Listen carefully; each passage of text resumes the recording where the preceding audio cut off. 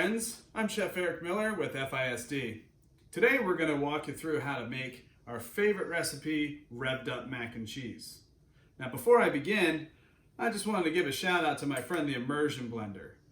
This is going to help us safely create a sauce in the pot without having to transfer it into a traditional blender or a food processor. So grab your immersion blender and let's go. For this recipe, we'll need a blender, a whisk, a chef's knife for prepping all of our vegetables, and a bowl to toss our breadcrumbs and cheese for our topping with oil. Additionally, we'll need a medium saucepan, about 4 quarts in size. In your pot, add your butter.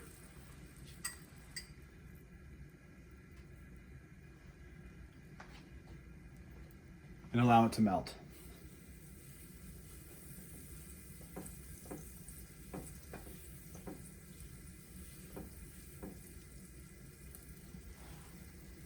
Add your shallots and garlic.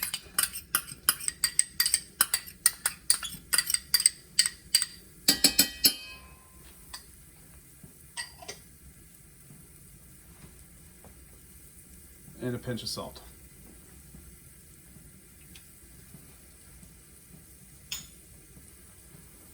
Using a whisk, gently move the onions and garlic around and cook until translucent.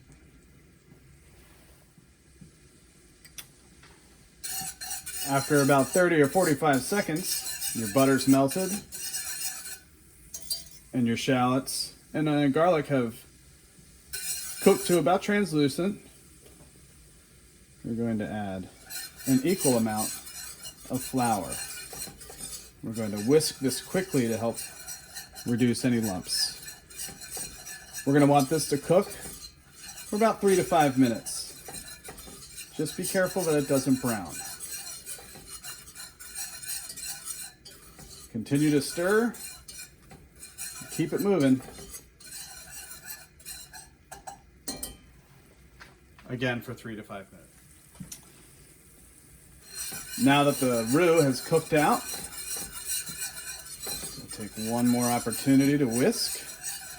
We're going to slowly incorporate our milk, whisking the entire time. As you can see, it's starting to get thicker.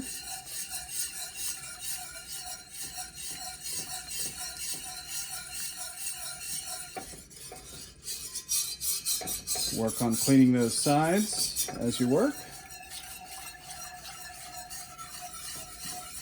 I'm probably going to put this in batches of thirds.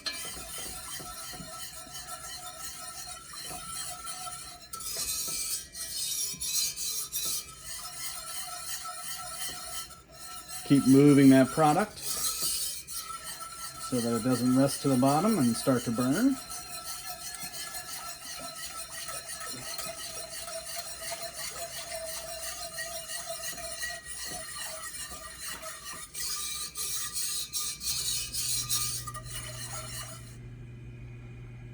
All right, so we're ready to get our vegetables and mustard in.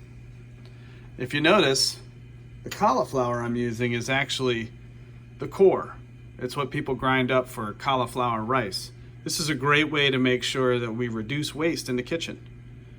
Pretty neat.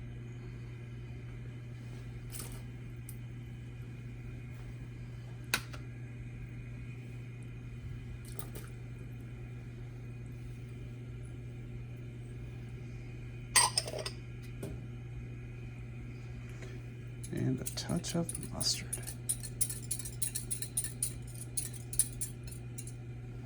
All right, we're going to let this simmer for about 10 minutes. While we're waiting for our vegetables to cook, let's go ahead and put our toppings together. This is a nice breadcrumb topping. Canola oil.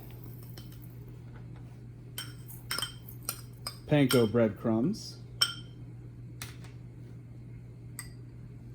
Spinach and a little bit of parsley. get those breadcrumbs incorporated into the oil so they don't burn. Also a great time to put your oven on 350 if you haven't already done so.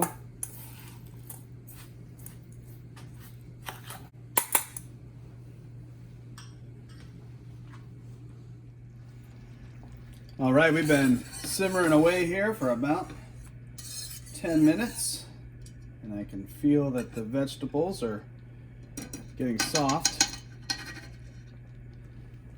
So now we're going to use our favorite tool, the immersion blender. I'm going to start it on low.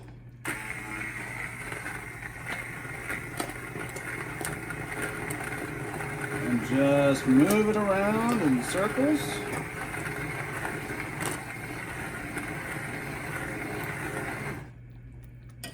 You need to lift it up, just let go, and start again. As it gets finer, you can increase the speed. It'll help pull in some of the smaller pieces and puree everything fine.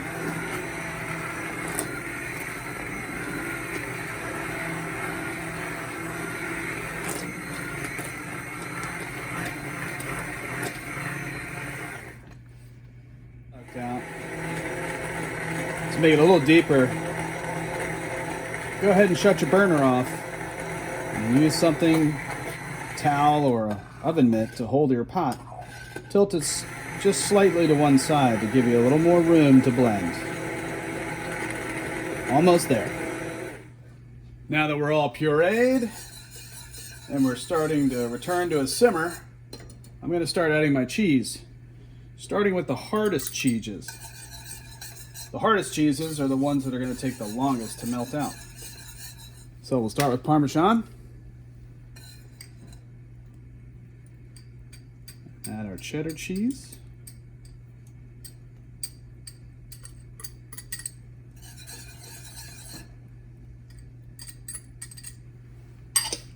And lastly, our American cheese. This is just sliced American cheese. I've just cubed it up to help make it melt just a little faster. Super important. At this point, you gotta make sure you're stirring constantly and you're paying attention, because if you walk away, you're gonna burn your sauce, and that's gonna taste terrible. We're just gonna keep stirring this as the American cheese and cheddar continues to melt out. Again, this is the point where we don't want to walk away. We want to make sure that nothing sticks to the bottom and burns. Now, I've already pre-cooked my elbow macaroni. About 8 to 10 minutes, maybe a little longer at higher altitudes. Be sure to cook it al dente because it's going to continue to cook once we put this in the oven. Follow your manufacturer's recommended times and amounts of water. But most importantly, be sure to salt your water. The water should taste like seawater. That way, you've got some good flavor into your pasta. And at the end, we're not trying to add a bunch of salt just to make it taste the way it's supposed to. Almost there. Probably let this cook for another 2 or 3 minutes. Then we'll build our macaroni, pop it in the oven. All right, just grabbed myself a nice heat-resistant spatula. And we're gonna pour this cheese right over my pre-cooked macaroni.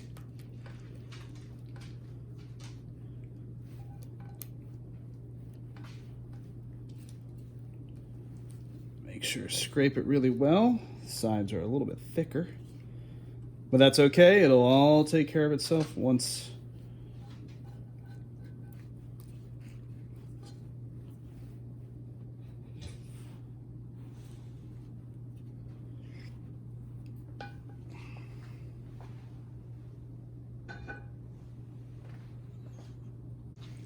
All right, so we're just gonna fold this in. Using the spatula, we're just going to reach down and and lift the macaroni up through the cheese sauce.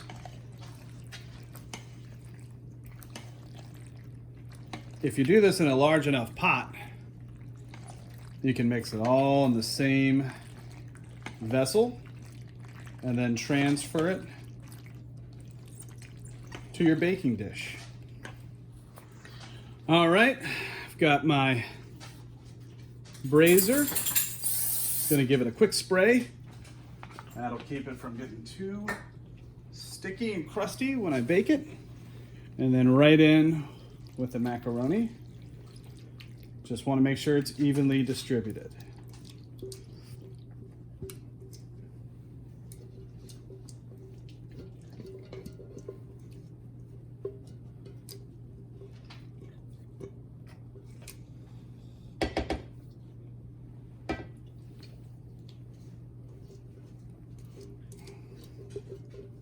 Let's make sure we get all of that cheese sauce.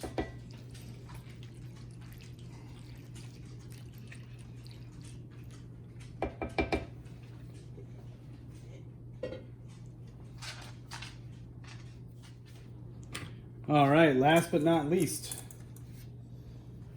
I'm going to take my breadcrumbs, spinach, parsley mixture, and distribute it right across the top.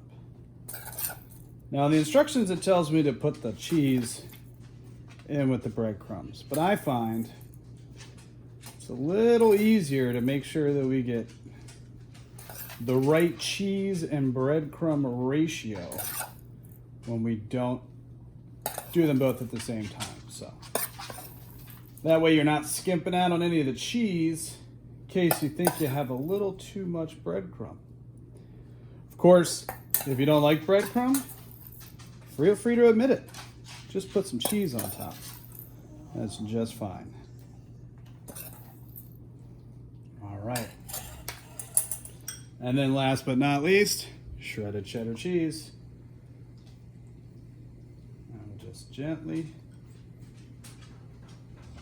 spread it around, making sure we don't have any missed spots.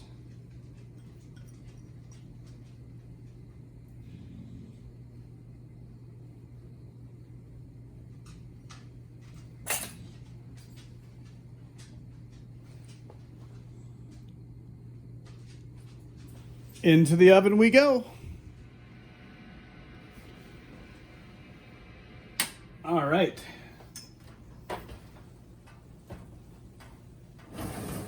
Let's take a look.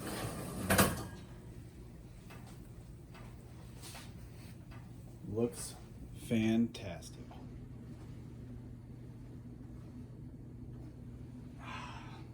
And there we are, folks. FISD's revved up mac and cheese. I hope you enjoy the recipe.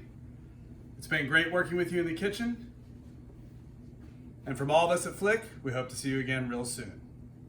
Thanks again.